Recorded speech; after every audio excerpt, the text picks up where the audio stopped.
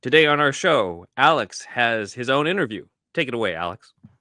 Yeah, I actually got the pleasure of interviewing John Jackson Miller at the recent GalaxyCon in Raleigh, and man, um, obviously it was early on, so he couldn't talk specifics, but we definitely did get into some stuff that you might not know from the overall interview. So, like, definitely look forward to that. There was some stuff that he told me that I'm really excited to show you guys, so we'll go ahead and go into that now.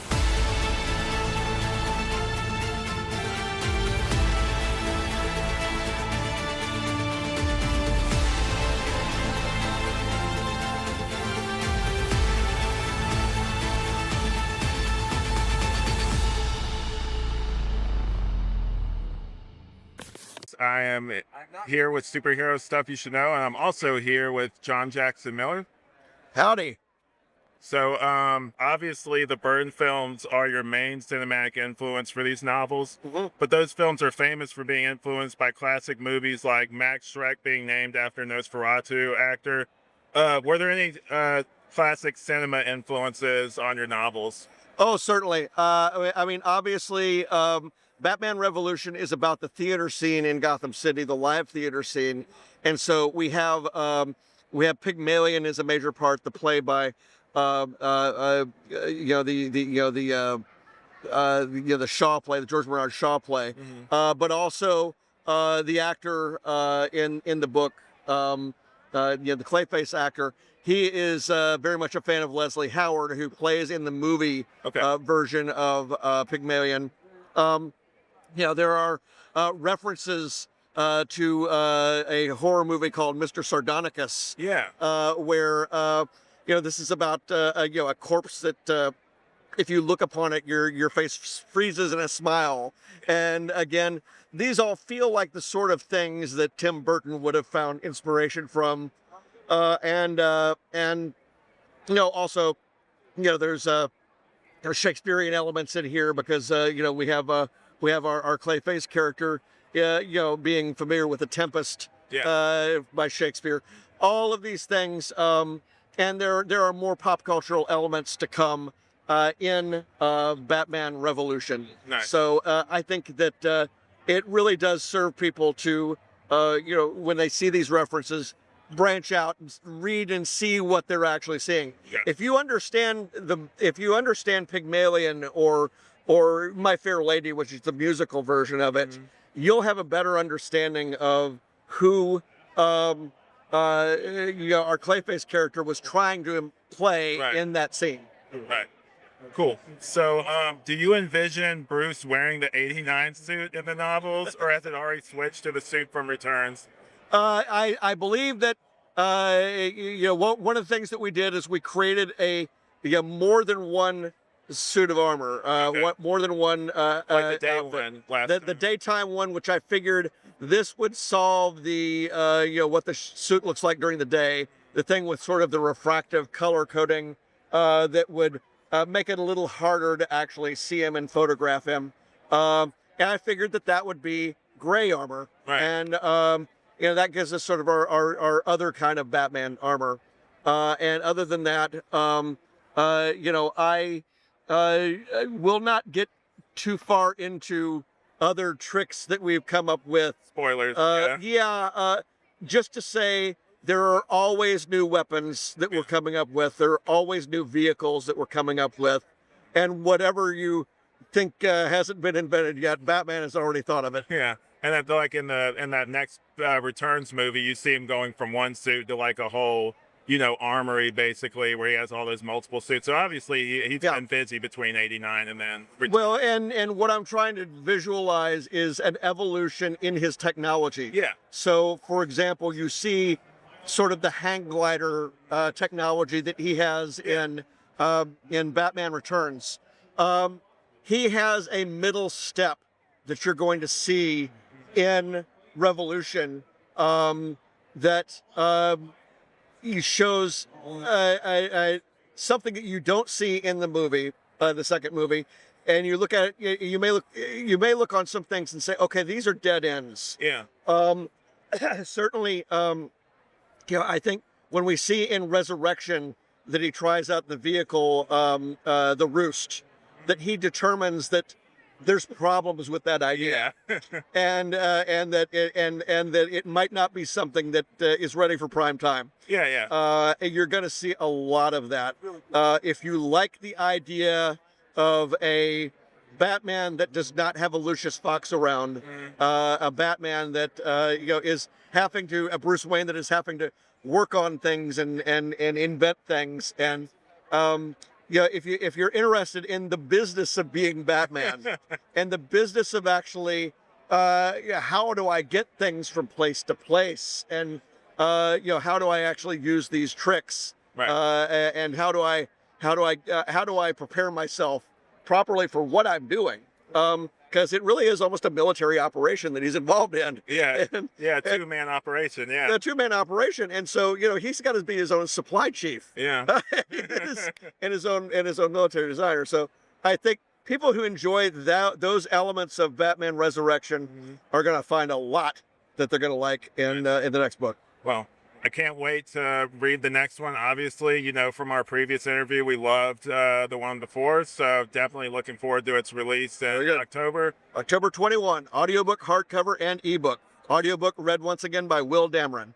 Thank you for joining me and taking time to do this interview. Thanks very much. And we're back. So that sounded like some promising stuff. I didn't know about the extra villains that was being commented on. So that was a new thing.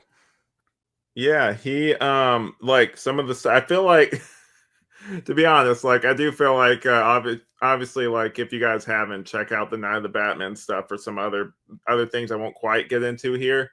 But go check that out. But some of your questions I feel like were better than some of mine. I remember we were looking at some of them, I was like, damn it, some of these are pretty good. And then him going in depth about just like different influences and everything was definitely an interesting part of the interview. I did enjoy. I gotta check out that Dr. Sardonicus movie that he mentioned, because I was like, oh yeah, I kind of remember that mention, but then I think when I was reading it, I kind of just thought maybe he like created a movie, because it just seemed so perfect for. I remember just feeling like, oh, there's no way this thing actually exists.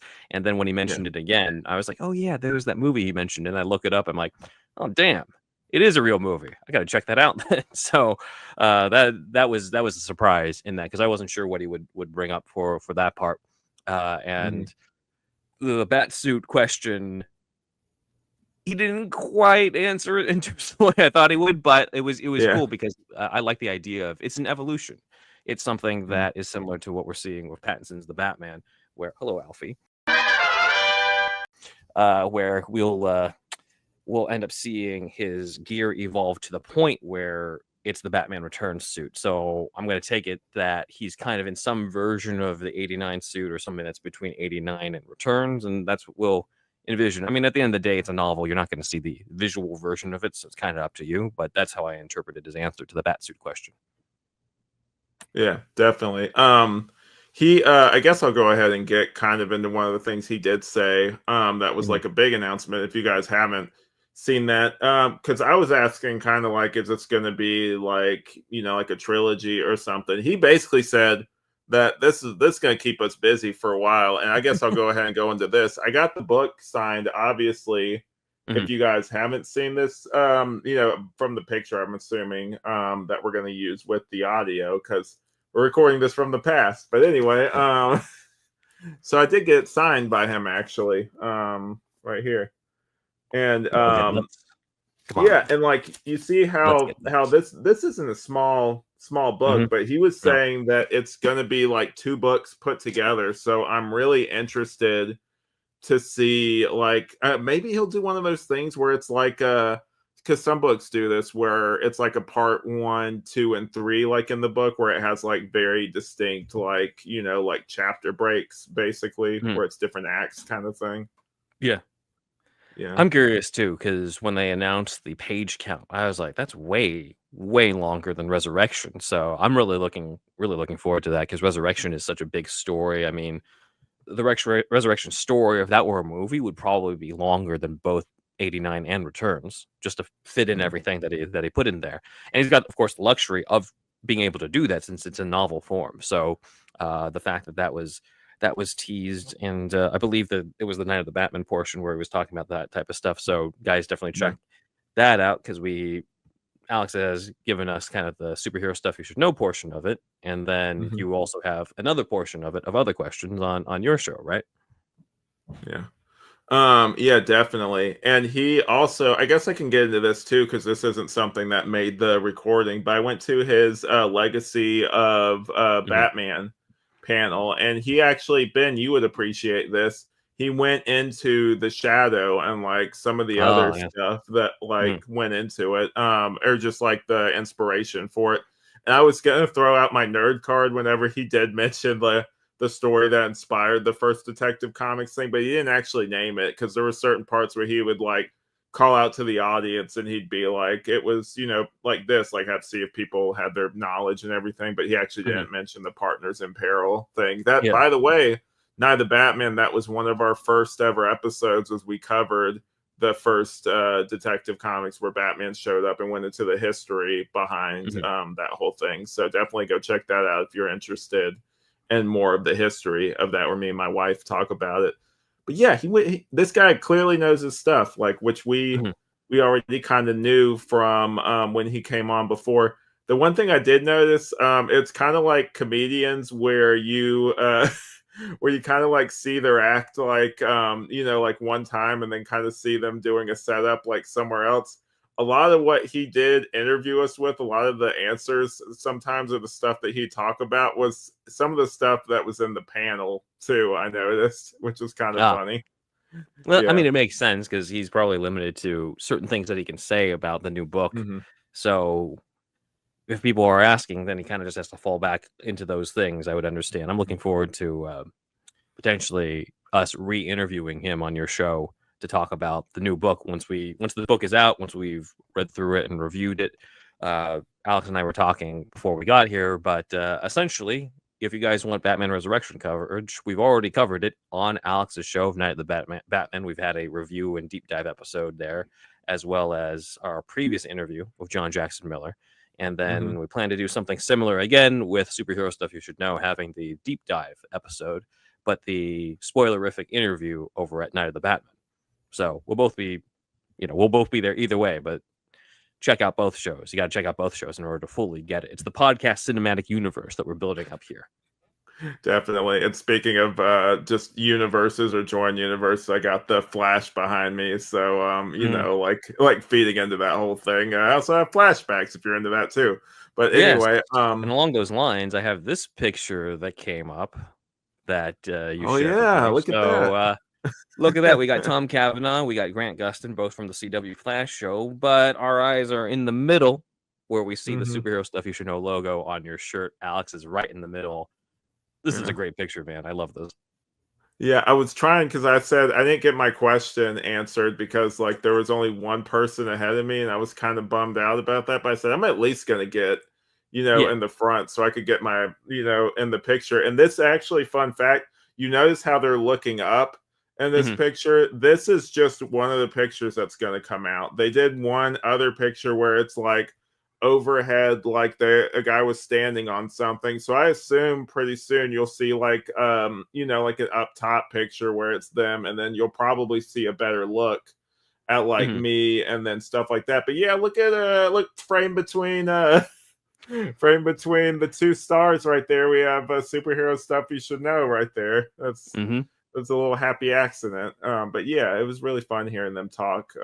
Tom actually knew some comic book stuff. He said that he taught Grant some stuff about comics. Basically, he said that he was more comic book knowledgeable out of the two of them.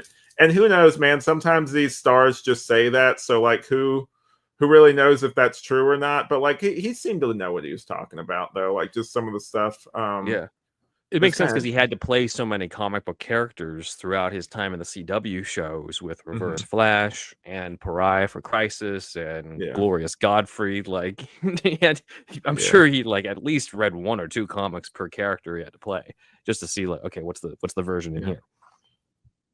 And for the record, mine, because like some of the questions were one of them, and like I'm not begrudging anyone, but sometimes I'm not even going to say what the question is because I don't want to, call this specific person out. But Mhm. sometimes you realize when, and I had to kind of take a step back when people go up and ask these questions at these panels. Some people aren't like us where they know like just to get to the point or get to the thing. Sometimes they're just like, oh, I'm in front of this person.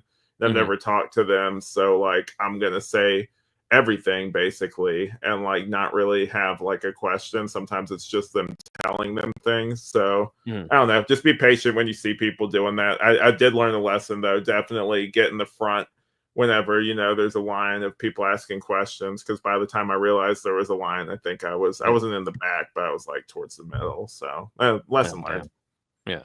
Well, maybe next time. This sounds like a Yeah. great con, right? You were Oh telling me yeah. about you've got these guests. We've got John Jackson Miller doing a Burton Batman Legacy panel.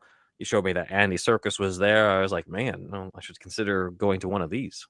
He seemed like a nice guy too, Andy Serkis. I came towards the tail end of that. Mhm. He's very like soft spoken, very like nice guy. He was talking about Golem and how that, he studied like how drug addicts were and everything, and how like the Oh, ring was wow. the ultimate drug and stuff like that. And he studied those kind of people and Mhm. everything. And I'm like, that's really like he's just really insightful guy, it seemed like. But yeah. Nice. But Nice. yeah, man. And then the go briefly back to the panel thing. Something I didn't know that we can definitely probably bring up when, because John Jackson Miller did say to me after I got done interviewing him that if I wanted a real interview, like to reach out to him on his email and we'd set something up again. So definitely look forward to that. But Mhm. he's a big fan of The Crow. Actually, I didn't know Oh, that he was talking about it. Yeah. I And might that was be my question to somewhat him. familiar with that. Yeah, my question to him was, would you ever write anything in that universe? Nice. Yeah, we love the Crow here, but he Yeah. was saying that he knows actually the writer of that, and that he wouldn't really touch it. But if he did, he would have to watch all the movies basically, and consume all the stuff before writing it. I'm like, and I didn't want to be like disrespectful to any of it, but I'm like, you're good. Like, it's basically the same. Like, it's an anthology thing, so you wouldn't necessarily have to watch Right. everything. It's not that connected, as far as I know. Yeah, maybe he just means he doesn't want to repeat something that's already been done in those movies, story wise. At least that's if I were in his shoes, like that would kind of be the only thing. But Mhm. it depends. Like Yeah, if you have a good idea, you have a good idea. I know that you shared one really cool crow idea with me that I'm just like, man, they really should do that. yeah. I don't even remember what it was, but I'll take take your word for it. Uh, history Oh is my yeah. hint. Yeah, It was you it want to talk just about it? through like different historical stuff, like through like an anthology series through history, basically? Was it kind of like that, basically? Yeah, yeah. Like Okay. imagine during the plague times. Oh yeah, yeah, yeah. I did. I Right. did. I drew a picture of that. Yeah. I totally forgot. I think so many different things and stuff like that that sometimes Yeah. I just go like that. But yeah, I'm still looking at this picture here. My question, I guess, since I would Mhm. never be able to ask it now, I was gonna ask Grant because obviously he's played a villain like maybe on one occasion or other. I noticed that he gravitated a lot more towards like these good guy kind of clean cut roles. I was Mhm. going to ask if there was a reason for that, or if he just preferred that, or if he'd like to challenge himself more in the future and possibly play like a villain or something like that. Mhm. That kind of thing, just to kind of spark some discussion, basically.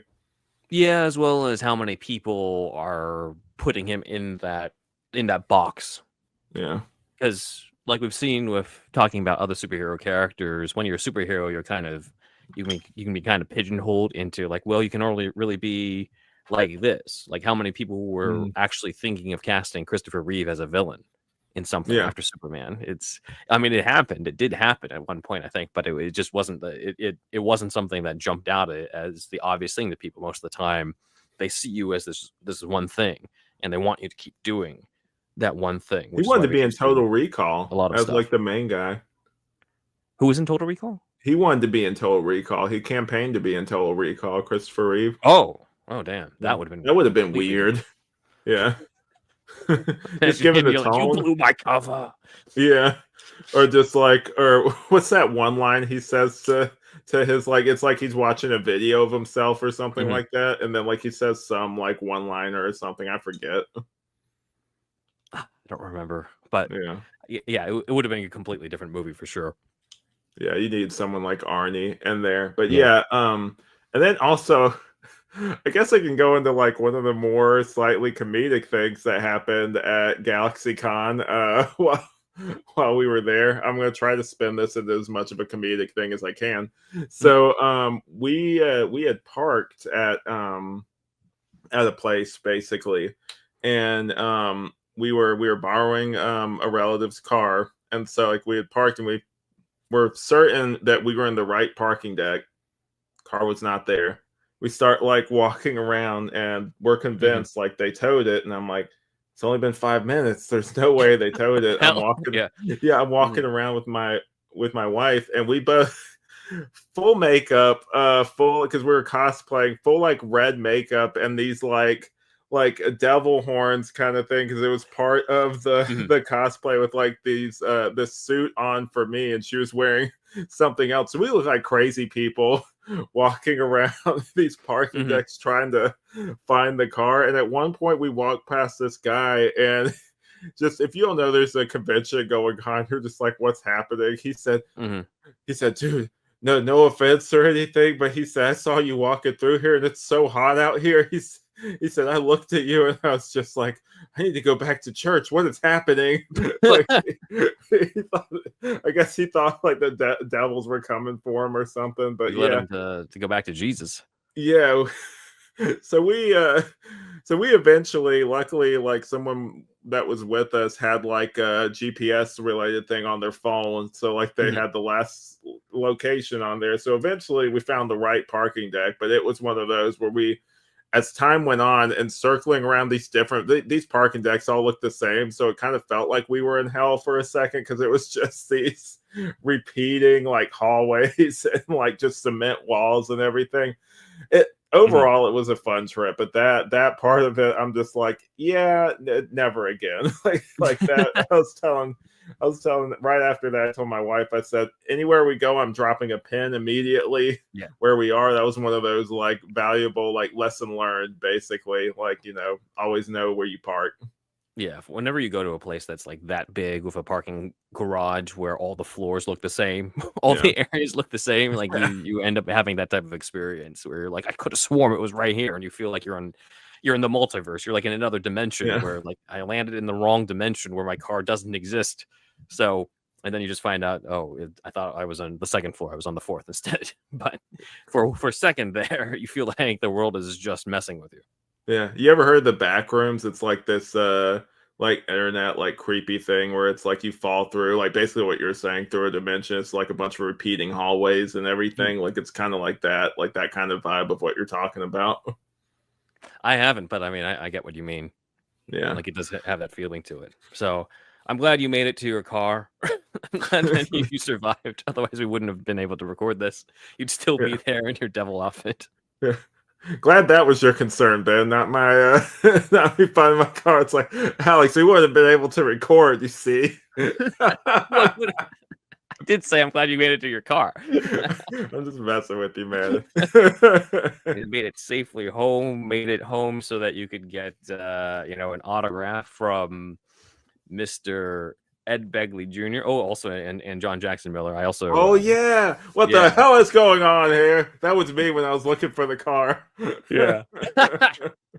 Yeah, so, just to add something, add for context here, I went to an event over here in LA where they did a 30th anniversary screening of Batman Forever. I got to reunite with the Bachelors who were there, and the other guest who was there was Ed Begley Jr., Fred Stickley from the movie, and I was like, "I The gotta get this legend. for Alex." Yeah. Yeah, so I got to have him autograph the picture that he had of Stickley, and I had him write, "What the hell is going on here?" Just for Alex, and then I shipped it off to him, and I think it arrived well while you were at the con. So I'm glad that you got it. Yeah, man. I was in that parking deck going, I'm calling security. Man, I was listening back because I was I told Ben this, but the place we were staying at there Mhm. randomly, like HBO has these like Oh, yeah. superhero movie marathons, and so they were Mhm. playing Batman Forever there, like coincidentally. I'm like, it's so Okay. nice that they decided to play this for me on the HBO channel. But I noticed that the line delivery actually is different than the way I do it. Like he kind of his inflection's a little different. He kind of goes like, "What the hell is going on?" Like he does it different. I can't quite nail it, but like I get the gist of it whenever Yeah. I'm doing it. It's kind of like how like certain people do impressions, and it's not like dead dead to what the actual line is, but like it's kind of like you get the spirit of it, like you feel like it's close enough, basically. I've noticed that too when I was doing the Val Kilmer lines in the Batman Forever New Verse Creative audio. I would like go back and I would like look at the scene, and I in my mind Kilmer said it a certain way and I was going to replicate that, and then I reviewed the scene and I'm like, he didn't deliver that at all the way that I remember. So there's like this Yeah. weird cognitive dissonance, and I've also seen it happen where the actual voice actors get to reprise the role, or the actual actors get to reprise the role, but only through voice. They've gone from live action to voice, and there's this weird thing where you're just like, is that actually them? Like Christopher Eccleston, who was the Ninth Doctor in Doctor Who, Hmm. he's gone back to play the role in audio. But Yeah. when I first started listening to him, I was like, it weirdly doesn't really sound that much like, because I'm used to like impersonators of Christopher Eccleston doing it, but it actually is Christopher Eccleston. So like there's this weird cognitive dissonance where like, oh, he sounds a certain way, especially with people who get like a lot of the impressions. So at a certain point with Kilmer, I kind of had to stop reviewing the scenes. I'm just like, look, am I trying to do exactly what he did, or am I just going to do my own thing in a Kilmer sounding voice? And so I opted for Mhm. the latter and just screw it. Yeah. If Tim wants something different, I'll do something different. But yeah, there is that weird cognitive dissonance of what you Mhm. remember doesn't always turn out to be true. Yeah.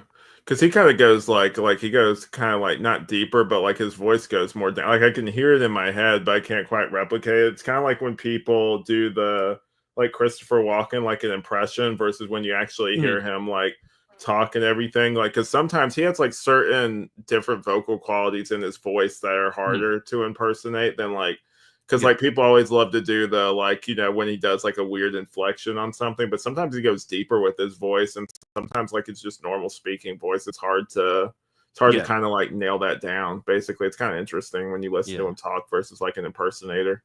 Mhm. Yeah. Yeah, for sure. I think with the impersonations, you kind of have to emphasize the flashier bits in order for Hmm. people to get that's the impression. But then if you don't do that, then it kind of feels like the impersonation is lost, even if it's actually more accurate. So Yeah. that's an interesting point. Yeah, like he's toned down kind of because I was watching Batman Returns as well, and he's kind of like more toned down as Max Shrek than I think like some of his other roles. Definitely. Yeah, it's interesting too because Daniel Waters wanted Max Shrek, from what he told us in the interview, he wanted his Hmm. Max Shrek to be more just like the most boring character in it, like have nothing flashy. He probably didn't even Why want the Max hell Shrek did to be they cast him? he was just like, wait, you cast Christopher Walken? Well, then obviously it's not going to happen that way. But at the same time, I'm like, I don't know if Max Shrek would have stood out the way that he did if it wasn't Christopher Walken. If you just picture a random side actor who play, like if they had cast somebody like Ronnie Cox, who was like the villain in Total Recall and RoboCop, who like Yeah. he made a career out of playing the like bureaucrat businessman villain type, Hmm. right? If he was Max Shrek, like I don't know if we wouldn't have had that same association, especially without the look too. Yeah, So the the fact that fright it was wig. Yeah. Walken, yeah, with a wig and that just it just made the character stand out so much more. So I know that's what Daniel Waters intended, but I think they made the right move in being like, he give him a little bit more of a character in it. So I think that worked. Yeah, definitely. Yeah, and then like also, I think I was telling you this. Potential because we're kind of talking like about like Batman Oh yeah, Resurrection and that yeah. 89 stuff. Mhm, Potential hot take, everyone, and I might change my mind later on this, mhm. but rewatching the movies, I think Batman Returns is better than Batman 89, just from an emotional standpoint and just overall. I think I find myself, I could probably like watch it more. Is it better written? Probably not, but like it's one of those that like the emotional element definitely is a big driver for me, and like rewatchability for that. This is what I was emphasizing in the Batman Returns review back in like 2019 when we covered it before you joined the show, where I was like, you know, I like both, but if I'm going for what's the more emotional movie, for sure it's Returns because of that love story. That love story with Selena and Bruce, or I mean, it's even, I don't even know if I want to call it that much of a love story. It's almost like an anti-love story in some way, because it's like they never quite get there. And that's the tragedy of it. It's not, it's different compared to like Mask of the Phantasm, where like they had a full-fledged relationship that he loses. Here it's like that missed potential that's there, and then you tie that into the Penguin's loneliness. You have different shades or dimensions to Penguin and Catwoman in comparison to Joker, who rightfully so is basically just full out evil, you know, in throughout '89. I mean, that's fun, but that only gets you so far, you know.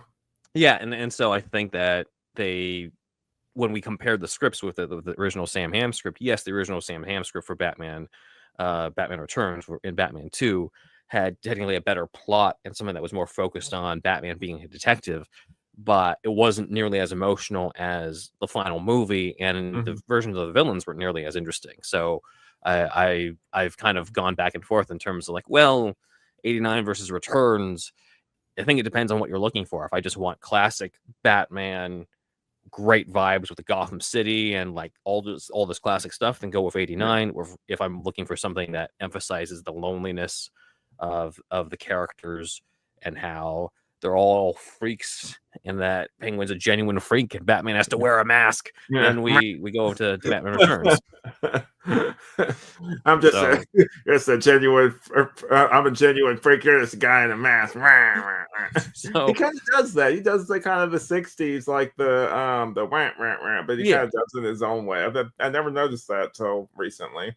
Yeah, it's a little bit. It doesn't quite do the wah wah wah, but it's like built into how he delivers the lines, as opposed to a separate wah wah wah wah. I think Danny DeVito just does that. I was watching another performance of him, and I don't know if you've always watched It's Always Sunny in Philadelphia, but it's that one where he's talking about, I'm the trash man. I just take the trash and I throw it all in the ring. It's like, I'm the villain. Don't you see? Like that. Like he does it there. And I'm just like, oh, look, he's doing it there. I turn to the Leonardo DiCaprio meme where I just start pointing at the screen. That is a great point, though, in terms of there is more emotion to Returns, I feel, and you feel too. And it's not a knock against 89. I think it depends on like, what am I looking for in a Batman movie? But to me, the most rewatchable ones, as much as I like, you know, say the Batman from 2022 or Batman Begins, the most rewatchable ones for me are 89, Returns, and Forever. You know, I can always rewatch those. I'm always down to rewatch those at any point. Batman and Robin, less so. I'll still rewatch it, but like it's 89 through Forever for sure. Oh, and also, if you want all of those things, if you want like an emotional story, but also the feel of like 89 and everything, Batman Resurrection. Yes. Yeah. It's got the tragic character in it. It's got that feel. It's got, you know, like everything you're looking for, basically. Yeah. It's a good mixture. Yeah, it's got that bridge from the 89 world to the Returns world, where we've got like it's a continuation off of the 89 story, but you see elements of Returns coming through, and then obviously things get a little bit closer to the weird Burton shit that you'd see in Returns with Clayface being in that. So yeah, like check that out if you guys haven't already. And once you do, then check out the Night of the Batman episodes that we did on Alex's show. Yeah, the loneliness, like the lonely character that is Clayface and that, and just like how that feeds into things, and because in the other one it's kind of just focused on the mob, like 89, but in this one, like kind of with some of the other characters, you see these kind of weird, like you're saying, kind of eccentric, somewhat broken characters that get a slight focus in this, which is really interesting. Yeah. So yeah, I'm looking forward to this continuation of it. For you guys who haven't checked it out yet, go to Night of the Batman. The YouTube channel is linked in our featured channels on the YouTube page, or you can just look up Night of the Batman Resurrection, and you'll find our deep dive where I go into all the Easter eggs of Alex, and we kind of go back and forth in terms of our thoughts on the book. And then we went into a spoilerific interview. I think we might have been one of the first spoilerific interviews with John Jackson Miller, because I know that he did a lot of interviews in the lead up to the book, but I like that you contacted him after we had read it, because then we could really go into like, okay, let's talk about this element, let's talk about this villain, let's talk about this twist. Because beforehand it's like we can't. That's why I'd rather in terms of bringing him back, I was like, I'm looking forward to after the book comes out so that we can talk about that. Yeah, definitely. And then you did getting into other things, and like I'm obviously a fan of this. We had some comments or something that we were gonna possibly go into. Yeah, we can. And our usual thing. So let's see. But as a quick break before we get to those comments, we usually do this. This is our charity drive rather than a word for our sponsor, but this is the Hero Initiative. Now, for events like GalaxyCon, where Alex, or any Comic-Con where I get to go, or any ones where we all get to go, we all get to meet these creators, these writers and artists who help form our love for comics. And because of just the nature of how the different industries are, even though they make movie adaptations out of these characters or out of these stories, the people who originated these stories in the comics don't always get a cut out of like the big budget movie that they get adapted to, unfortunately. So that's why there's the Hero Initiative. This is basically an organization or nonprofit organization that helps out comic book creators. Your donations to them helps out with those who might be out of work or are just have fallen onto hard times. You've heard all these different stories about different comic book creators who have fallen onto that. I believe the Hero Initiative probably was helping out Peter David when he was still around through all his health issues. So Peter David's no longer with us, unfortunately, but you can help others who are benefiting from the Hero Initiative over at heroinitiative.org/donate-to-hero-initiative. The link is up on the screen as well as in the description below. So as usual, if you're going to be watching, listening, reading about superheroes, make sure to become one yourself. So please donate if you can.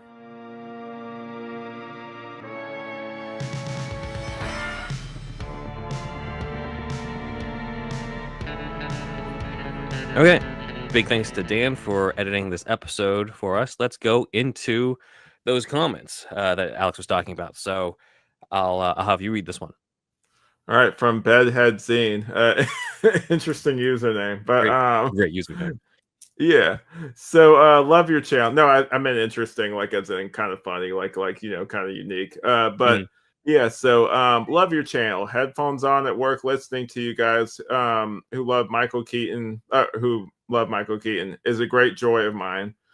Still haven't seen the new Superman. So like this is actually kind of like, first off, thank you for the comment, but I kind of do this. I when I'm at work, I'll also listen to stuff on my headphones and everything. That's primarily, I think I've told Ben before I joined this show, that's how I primarily used to listen to this, is I would have my headphones in at work and just be like binging through some of the episodes. So just this is an interesting thing to throw out to people as a possible question that you guys could answer in the comments. Where do you when do you listen to this show? Do you guys listen to it at work? Do you listen to it like on the way to work? Do you listen to it at home, like on YouTube on your TV? Like how do you what method do you guys listen to us? Because I know sometimes we have like audio listeners too. So let us know. It's actually something I'm kind of interested in. Yeah. Let's see what they say. Yeah, I'm curious too. Next one comes from Benji Pledger 8388. This was a comment on the Schumacher Cut episode, and I thought it would be good to showcase this in case anyone else was wondering about these questions that Benji asked. So there's a few deleted scenes that you didn't mention that I was wondering if it was in the work print. Edward Nygma cutting his shoulder-length hair short. So there's a picture of Jim Carrey with like scissors. Oh, really? When he's got like the longer, if I can find it, I'll send it to you, Alex. Okay. He's got like the longer Edward Nygma hair from the beginning, and he's got like scissors in his hands. So that's probably where Benji got the idea that there was something out there for it. Then Sugar and Spice stuck at the Nygma Tech party. Spice calls for a helicopter with her cell phone. Again, I think there's a picture of Sugar and Spice next to each other with what looks like Spice about to call somebody, and that scene is in the Peter David novelization. Yeah. And Two-Face pointing his gun at one of the waiters at the Enigmatech party. Yeah, that's also out there. The waiter has like this almost like old school Mozart Baroque classic composer white I wig saw on. that guy. Yeah. Yeah, there was one part where maybe it's also like band members, but I remember one specific part where I saw like Batman coming through the skylight and like Mhm. them like gripping each other or something, and they look up and Mhm. one of them has like that crazy like I guess like or Mozart or I think like kind of like a more crazy looking version of those old timey like judge wigs that they used to wear with it, except those were much more like this, but still like Mhm. it's Yeah. kind of like a weird little detail. Yeah. So those are cool. I guess in hindsight, I could have pulled up the photos, but oh well. Was it I a screwed up. boat in the Peter David version? I thought it might have been like she was gonna call like cause somebody she knew like had like a boat or something. It might have been like a different line. There's I two don't know. scenes. Yeah, there's two scenes. There's one at the Enigmatech party where she's like, "I know a guy with a helicopter," and then at Claw Island after Two-Face dies, and she's like, "I know a guy with a boat." And that's where it leaves off. So that's where they come from. But yeah, Benji was obviously on the lookout for other scenes. So obviously, Benji, you're a big fan and paying attention to a lot of these different things. And as I commented below, while I've seen the photos related to these deleted scenes online, these were not in the cut that I saw. So just keep that in mind. It doesn't mean that they weren't shot. Obviously, something was shot because otherwise there's pictures. But there's probably stuff that they filmed that wasn't even in the work print that I saw. There's photos from behind the scenes of Debbie Mazur, who played Spice, playing around with a whip. I think that There's was just a behind the scenes, like you guys yeah. originally theorized. I think that was probably just because I have Mhm. that did that come from an actual photo or is that like a card or something? It's from behind the scenes photos, but then it's even if she's just playing around, I'm like, well, who has a whip in the movie? Right? Yeah, Like yeah. if there was one of the, let's say in the circus there was like a lion tamer with a whip, and then I Debbie can see Mazur's just that. waiting, then I guess that would make sense. But I'm like, she said something. I think she actually did say something about like training with it, and then it just didn't. It didn't end up in the movie, so I don't even know what it would have been, considering that the Maybe it was character her and had a big Two-Face role. like playtime or something. I don't I don't know. There's some lines in We there that would we lead you to believe some we were certain talking things. about how the DC shop is selling the Batman Forever handcuffs, and we're just like, this is what Batman used in that scene in the in the Bachelor's Trap where he sleeps with Chase with the cowl still on. So He just like it cuts to his hands. He's got like he's holding it as he smiles and leaves the room like he had him prepped and ready, like behind the cape and everything. It's mhm, like, oh good, I don't have to use these. yeah. But yeah. So oh man. So that thank you, Benji, for that. And then Ruben has returned. Ruben was the one who gave us his casting for the Burton Batman Oh yeah. 3 based off of our audio. And you told him to go back to work in your Stickley voice. So uh, Ruben commented on our Superman review. So go ahead Oh and you can read man. this one. Come on, Ruben. It's I'll just go ahead and read through it. I like you guys' thoughts on James Gunn's Superman, and I love the movie. And thank you for reading the comment on my fan cast for Tim Burton's Batman 3. I changed my casting for Fred Stickley. Okay, I'm hopeful. Like let's keep reading, guys. And it's Ben Stein. What the hell is going on here? Back to work, Ruben. I'm calling security. But yeah, man, it's come on. It's like when you guys do the almost Superman. We might, I don't know. If you cast there's only one Stickley, man. You gotta cast him. And then we'll talk about this other thing about the almost Superman. I think he's going off of the actor in that audio drama was directed by Tim to play. It's kind of like the Ronnie Cox as Max Shrek type of thing that I was just talking about earlier of like You're right, imagining somebody who's a he's lot more too similar to. memorable. Yeah, he's too memorable as Stinkley with Ed Begley Jr. But yeah, thanks Ruben for chiming in terms Yeah, of no, thank almost you though. Superman. Thank Yeah, you though for real. Like these I'm just almost playing. castings. Yeah, these almost casting episodes are fun to do, and we'll probably do some more at some point. I know you also asked about the almost Jokers. We probably gather that. It's just there are certain characters where they'll lead to longer episodes than others. So like Batman, there was ton of Batman. Superman, there's going to be a ton of Superman. Joker, Travolta what? was almost Superman, right? I mean, there's so many. It's like with all the different stars that Michael Uslan lists as like people who could have been cast as 89 Batman. Not that they were actually offered, but I'm sure like the studios are like, oh, we could use this guy or that guy. Mm.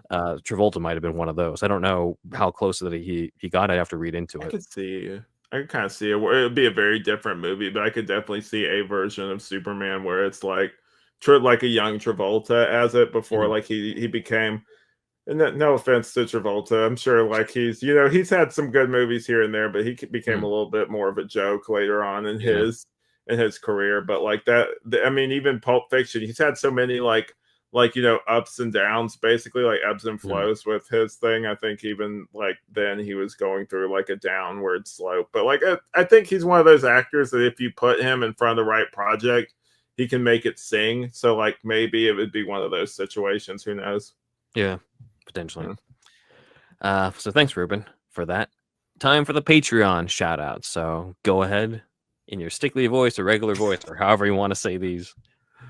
Why not change something that's working already? If you guys want me to change it to something else later, let me know. But I'll figure out another voice. But anyway, let's see what the hell is going on here. Got Halsey D. Corbin, Slight Rebellion off Madison, Choco Milk, Super Inframan, Jeffrey Scott Richards / STCT Productions, Nick Noir, Renee Valdez, Derek Osborne, Jason Price, Rebellious Monkey 98, Cyber 6, Devin, Benjamin Vega, Nick Gonzalez, Nolan Moore, Tito G, and Logan Wood. Nice. Happy belated Logan. We're actually recording on the day of Logan's birthday, so I'll just put that shout out in there. Happy birthday, man. I was talking to him the other day. Yeah.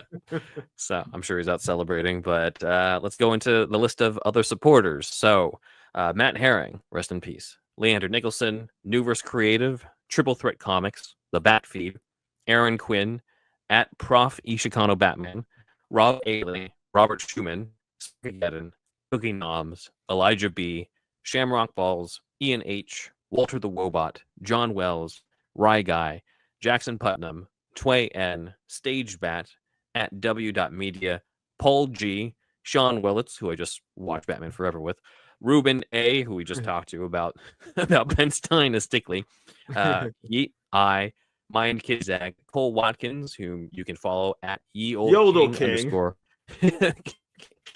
Barrow, yeah. And Drew and Neil at 1995 Batman. Thanks for your support. And Cinephile Video. So yes, Cinephile Video, we did have an event or will have an event that you guys are going to be checking out over at Cinephile Video with the original cast of the 1994 Roger Corman Fantastic Four. That'll be the next episode because Alex and I kind of split off. He did an interview with this one, and then the next one will be my interview with the Fantastic Four people. So be on the lookout for that. And Cinephile Video helped make it happen. So thank you to them. Go over to patreon.com/superheroSYSK, where you mainly get the $5 tier and the $10 tier. $5 tier, you get early access to all our videos and episodes. You'll get exclusive episodes of us doing deeper dives on stuff, talking about different novelizations, going deeper into comic to movie comparisons. All that type of stuff is going to be on the Patreon. You get at least one exclusive episode each month, along with early access to each of the videos that we put out. And you can join the $10 monthly meetup, where you get all the benefits of $5 tier, as well as once a month where you get to meet and chat with Alex and me about all of the latest superhero news, movies, TV shows. Plus, you get to influence our show. We give you polls for you to vote on things like thumbnails, maybe what episodes to cover, maybe opportunity to submit questions for future guest interviews, ones where we maybe have a little bit more luxury of time to do it in this Zoom-like setting. So, check that out. And on top of the Patreon subscriptions for $5, $10 tier, if you want to help us out with like a one-time donation, maybe if you feel like you don't have the money to afford a long-term subscription, that's completely fine. We're selling collections of Patreon exclusive episodes. So these are curated playlists that have episodes grouped together by topic. So that includes the Burton Batman films, deeper dives into stuff like the Batman 89 magazine, Batman Returns magazine, those movie magazines, and the insight that they had. I had that coverage in the Burton Batman Patreon exclusive episodes. You can check that out in the Patreon collections. We also have other playlists there for X-Men 97, the X-Men movies, the Penguin show, one of my favorites. All those things you can get as a collections. It'll be a one-time donation. All you have to do is donate once and you'll get the content. And if you decide afterwards, or if you get a little bit more money in and you want to support the show even further, then you can sign up for the $5 or $10 tier. Whatever money that you end up paying in the Patreon goes to Dan for the work that he does for us as the editor and producer for us, and putting things together like this episode that you just saw. And it also goes to the StreamYard subscription that we use here that enables us to record this way. So please help out if you can. Follow us on our socials. Our handles are SuperheroSYSK on Facebook, TikTok, Twitter, Instagram, and our new email is superherostuffyoushouldknow@gmail.com. Also, you can now pick up Superhero Stuff You Should Know merch on TeePublic, like Alex was modeling over at GalaxyCon, as you saw with the picture of him and Tom Cavanaugh and Grant Gustin. And he was wearing it as well in the picture of John Jackson Miller that we put up as the audio of the interview was going on. Yeah. So you can get. Go ahead. Sorry. I had meant to wear the one that you're wearing there, but in hindsight, considering how that one picture went, I'm glad that I had the one where it's like big print, since it was a far away picture. Because while that one is really cool and that would have been great to wear for it, this one right here where you just see it, all up there front and center, that was a happy accident basically for that picture with Grant Gustin and Tom Cavanaugh. So yeah, anyway, continue. Yeah, I'm glad it worked out that way too. When I saw that, I was like, okay, that makes a lot of sense. So I'm grateful for that. You can get your own shirt that Alex wore so well. Maybe you won't make it look as good as Alex will, but whatever. It is in the description, the link to our TeePublic, where you can get the merch of the shirts, hoodies, mugs, magnets, stickers, hats, any of those things you can get on the TeePublic. And you can get the other one that I'm wearing, which is the Quick Change Superhero Stuff You Should Know version. This is based off of the fact that a lot of people ask me, hey, where did you get that shirt that looks like the Kenner Quick Change Bruce Wayne shirt? Well, thanks to a friend of the podcast, Cole Watkins. He designed this. We have a special Superhero Stuff You Should Know Quick Change shirt that resembles that action figure, and it's also been modeled by Carl Newman from Batman 89. Basically, he was the movement double for Michael Keaton. In fact, I've just found online that John Jackson Miller is teaming up with Carl Newman and Ian Miller from Triple Threat Comics, and they're doing a full Batman 89 commentary together, the three of them. That's got to be a lot of fun, because he mentioned that together. Yeah, at the panel. He didn't say what it was, but he said he was podcasting with him recently. He didn't get too specific, but that's amazing. I actually can't wait to listen to that. That's gonna be, because this guy knows his stuff, man. This guy, he could teach me a few things, honestly. Like it's good stuff. But yeah, definitely looking forward to that. John's a great guy too. He was so generous with his time in general. Great guy. Yeah. You can tell from the book too that he knows his stuff, with like the different references and things that are like evoking the original scripts or the novelization by Craig Shaw Gardner. So that's pretty evident in that. So if Ian has both of them together, that's a great move. So check out Ian's channel, Triple Threat Comics. I think by the time this gets released, the commentary with the three of them will be out. So if that's the case, then I'll probably try to put the link as well in the description and stuff, so you guys can check that out. But yes, nice. Carl Newman gets to wear our shirt as well, getting to bring the action figure to life as someone who actually wore the cape and cowl, and can be kind of seen as a real life Bruce Wayne in this type of picture. And you can see all the comments from people wanting their own. So check that out. You can be like Carl. You can be like Quick Change Bruce Wayne yourself. Get your own Quick Change Superhero Stuff You Should Know shirt in the TeePublic link in the description. So check that out. All right, over to you, Alex, in the plugs for your show. Obviously, we have been plugging Night of the Batman, but you can remind people even further about that and your other shows. So, I obviously have Night of the Batman. If you guys are watching this, it means I'm already dead. No, I'm just kidding. It means just brought you on, man. Yeah. It means you've already seen the first part of the interview. Or if you haven't, go check that out. And like I interviewed. There's going to be some stuff revealed in that we haven't really gone into. So definitely go and check that out. I interviewed John LaFleur, like I said earlier. So that'll be our newest episode, and then we have flashbacks. Depending on when this releases, we'll either have 2 episodes or 1 out. So we have a big crossover coming up, but before that, we're reviewing Guerrilla Warfare. I misspoke on the actual episode. I call it Guerrilla Welfare. It's like the most boring episode of Flash ever. But yeah, so definitely go check that out. Me and Brady, we have, we make each other laugh. We we go over summaries of the Flash and just kind of discuss each and every episode of the CW show, and just everything, almost everything Flash related, honestly, in the the off seasons. But I also have What Mean back, but that will be one of those things that where it's just all there for now. I haven't done any new episodes yet, but that is all up there, and I will provide links and stuff. But then the last thing is, if you do like rewatch stuff, or if you like Night of the Batman and you want to hear more from my wife, the Review More Girls is an episode by episode review of the Gilmore Girls, with her and her cousin going over each and every episode. And that show is really big about family.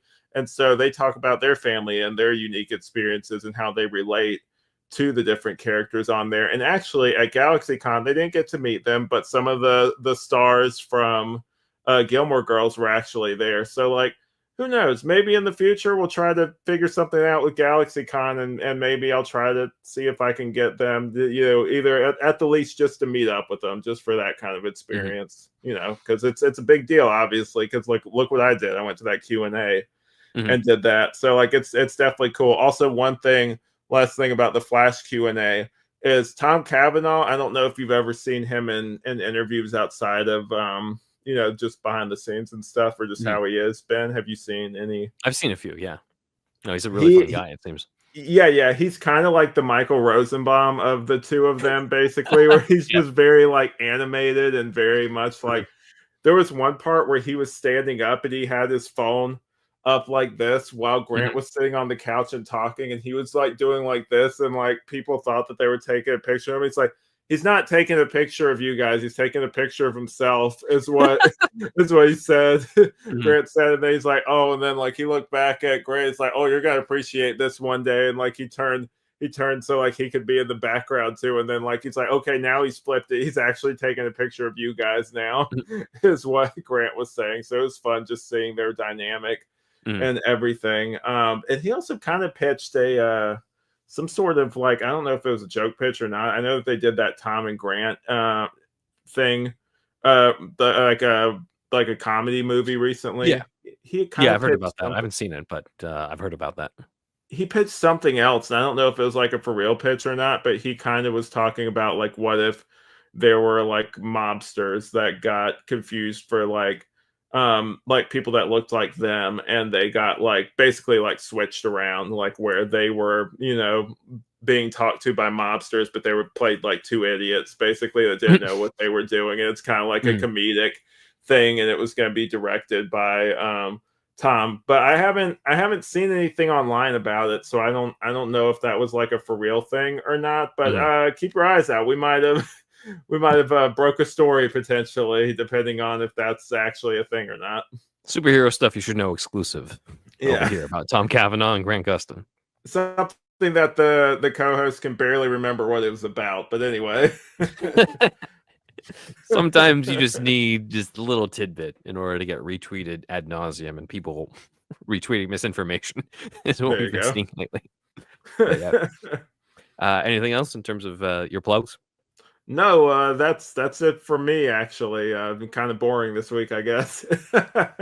All good. On the voice acting side, over at Newverse Creative, they've released the motion comic Batman Enigma, based on the fan comic by Ian Miller, who's the one doing that commentary with John Jackson Miller and no relation, by the way, and Carl Newman. Eric Elliott and Paul Brian McCoy also co-wrote that one. And this is their take on what a Tim Burton Batman 3 would have been like, based off a lot of the fan-rumored ideas behind the Batman Continues. You've got a Robin Williams Riddler that you can see in this, there's a great thumbnail. Catwoman's Return, the Michelle Pfeiffer version, like you can see in the thumbnail. A Marlon Wayans Dick Grayson, Billy D. Williams back as Harvey Dent, the Scarecrow and Arkham Asylum, all these elements that I always thought, like, man, that sounds like such a crowded movie if that thing ever became a real story. Well, Ian and his friends with Eric and Paul, they found a way to balance it out in a really cool way, and I'm grateful to have been a part of it. I'm back as the voice of the Michael Keaton Batman in this, and we kind of get to play around a little bit more in the Burtonverse. This is sort of the last of the hypothetical Burton Batman 3 audio dramas that we've done, because we did the adaptation of the Batman 89 Shadows arc that was written by Sam Hamm with art by Joe Quinones. I wrote and narrated that one. Then we did the variations on Batman Forever with the Burtonverse version, and the Schumacher version, where it's Michael Keaton, one where it's Val Kilmer, and then now ending it with Enigma to sort of bring it all home. So I've fought the Riddler and trained Dick Grayson at least 3 times at this point, and I always enjoy it. So we're really happy to do that. And we've been getting some questions in terms of, is there going to be a Batman Resurrection Newverse creative adaptation? And the answer is yes, there will be. I'm teaming up with Ian Miller from Batman Enigma to do Batman Resurrection, and it is a huge book. I've thought of it a way for us to do it where we don't have to condense too much of the book. You get as much of it as possible, and we have a way in to adapting it that should be enjoyable for you guys. So it's going to take a while to produce that, because it's a very long book, and based off of what we've been hearing about Revolution, that's going to be an even longer one. So we got our work cut out for us, but I'm really looking forward to that, and we'll give you updates when that's available. Nice. In terms of my writing stuff for originals, you've heard me talk in the past about my indie comic series, Alter Ego. It's a mix of Batman No Man's Land with X-Men and The Departed. 5 families of supervillains take over Detroit. Our main character goes undercover as a henchman to eliminate them one by one, playing them off against each other. First 2 issues are on Amazon. Actually, first 3 issues are on Amazon, is what I'm announcing. But you can also get a variant cover of issue 1 done by our number 1 guy, Alex. And we see that in the middle there. But yes, issue 3 is out, and now you can get all 3 issues, or all 3 issues plus the variant cover one if you want everything Alter Ego. But issue 4 is in development. That kind of closes off the first arc, and I'll eventually put everything into its own trade paperback. That includes maybe some other behind the scenes stuff towards the end. So anyway, that's available if you want the first 3 issues. That's out now, and issue 4 is in development, and the trade paperback afterwards would come out probably sometime next year. So I'm looking forward to that. Then the other comic project I have is the manga Musashi and Son, based on the real-life samurai Miyamoto Musashi and his adopted son. And you can think of this as like a samurai Batman and Robin. They go from village to village, hunting down the bandits that murdered the boy's father. Volume 1 is available on Amazon. Volume 2, currently in production, will be much longer than Volume 1, and is aiming to release later this year or early next year. But Revolution's longer. Yeah, it might be Revolution long. It might be several stories in one type of feeling. So with multiple villains too. So we'll see. But nice. Yes, I read this recently. I finished reading it, and I highly recommend it. It was really good. Good job, Ben. Thanks, so man. definitely go. You heard it here first. Go check it out.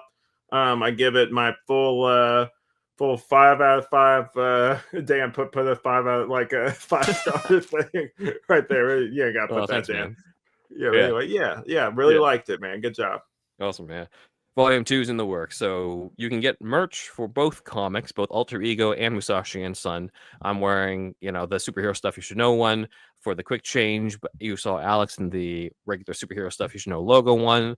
There's the cover of issue 1 of Alter Ego as a shirt. There's the cover of Musashi and Son Volume 1 as a shirt. You can get any of those in the TeePublic link that basically shows all 4 of these designs. And you can get these, if you want them on a mug, you can get it on a mug, a sticker, whatever, but those are all available on TeePublic.